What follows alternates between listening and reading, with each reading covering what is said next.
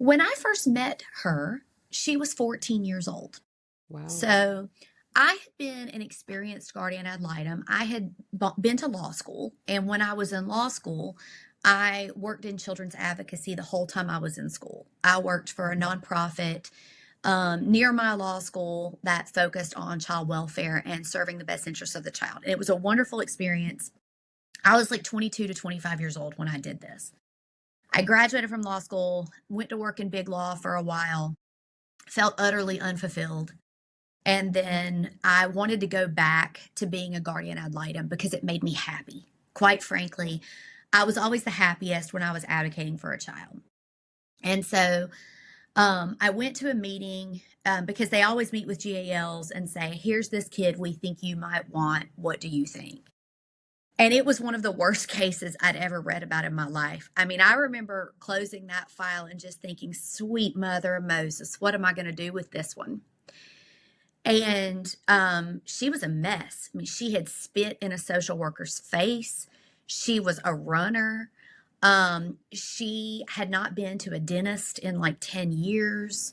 She was so educationally neglected that she was the age of a ninth grader, but she was Wow. actually in seventh grade.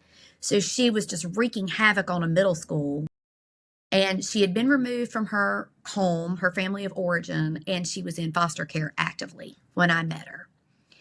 But you And believed that you could do something to change her life I and help did. her. I did.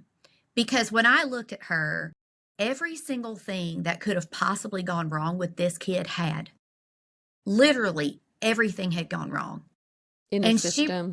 yeah, the system, but also even before the system. So her father had committed a crime when she was 2 and gone to prison.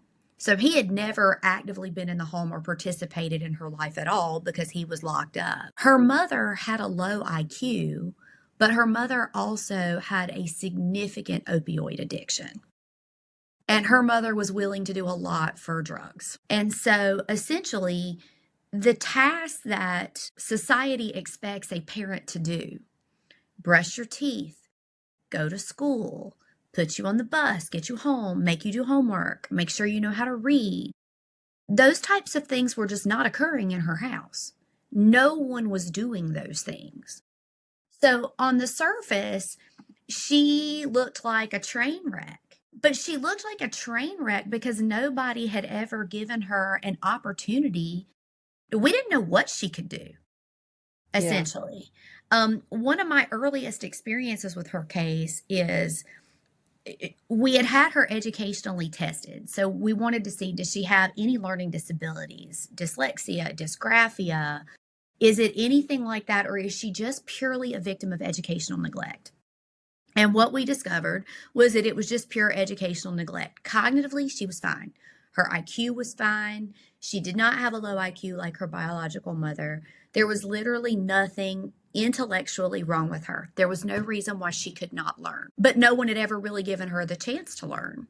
She was acting out in school, but she was acting out at school because of her home life.